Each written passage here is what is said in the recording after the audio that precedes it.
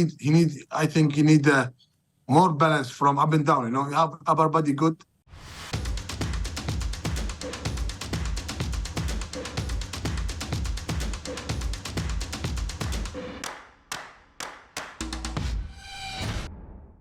What's up guys and welcome. You're watching Fazi Fitness.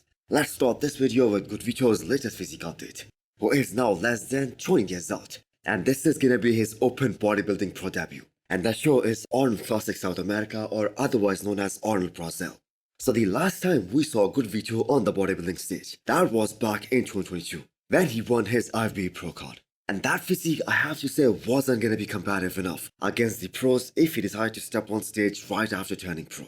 And even he himself knew that.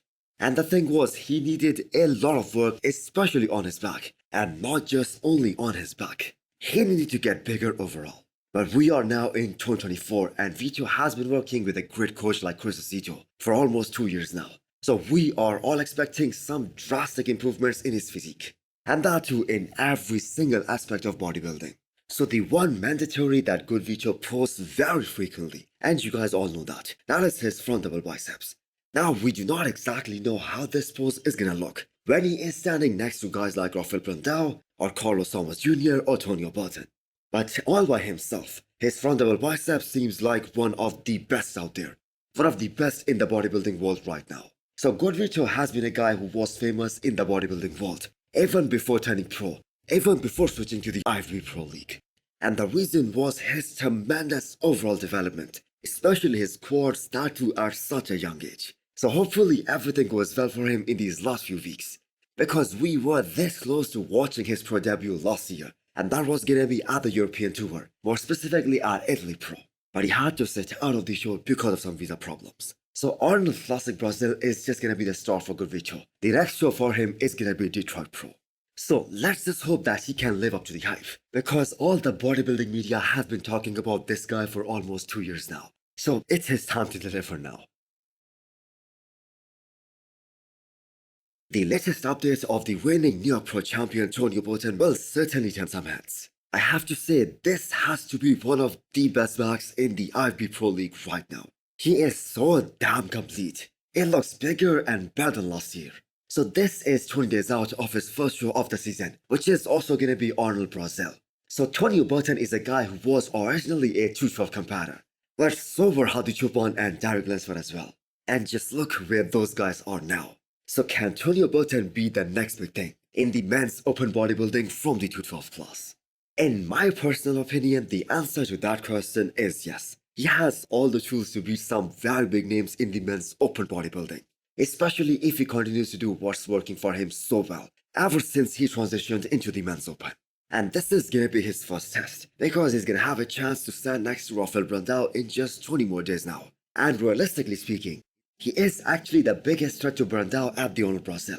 I mean, the guy is top 8 in the world right now. And unlike some other guys, like Carlos Thomas Jr., like Gudvito, who hasn't been tested yet, Tonio Burton on the other hand has proven his worth.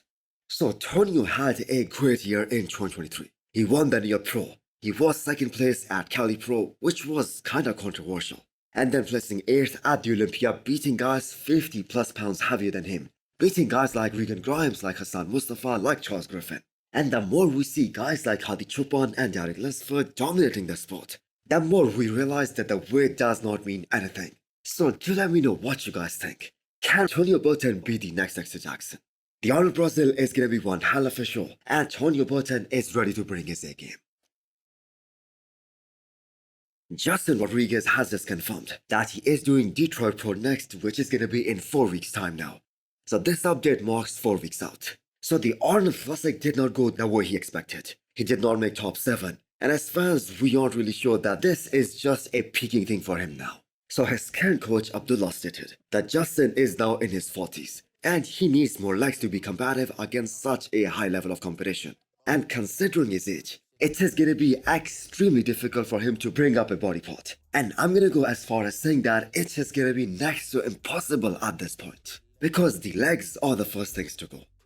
His abs issue you have, I think, and you need more legs, But I think he's old. I think he's 40 something, Oh, really? He's over 40? Yeah, I think he's 41, 42. I think. Oh, okay. So is it time for Justin to think about retirement? Is it a good year for Justin to take a break, just like Ian Valier last year? I think many of us would agree on that, because the thing is, he hasn't been getting any better, especially in the last couple of years, and his blessings just before that. Last year, he was even unable to qualify for the Olympia, and that's saying something for a guy who placed top 8 in 2021. So if you guys remember, last year he was working with George Farah.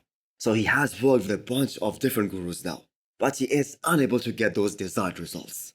So could Justin bring his Boston Pro 2022 or the Arnold Classic 2022 look back at Detroit Pro? Because that is a look that is going to have a fair shot in 2024 against these new young and upcoming bodybuilders. But the thing is, we all know bringing that look back, that seems highly unlikely at this point. So we all know Detroit Pro is going to have a great lineup, and it is already evident that qualifying for the Olympia in 2024 is going to be way more difficult compared to 2023 for a lot of these guys. This has to be one of the most insane updates of Michal Krizo on his road to Empro Classic Spain, where he's going to defend his title against the likes of Behrouz Tabani. So this is the first time these two great bodybuilders are going to be competing against each other, and I'm sure it is going to be one hell of a battle.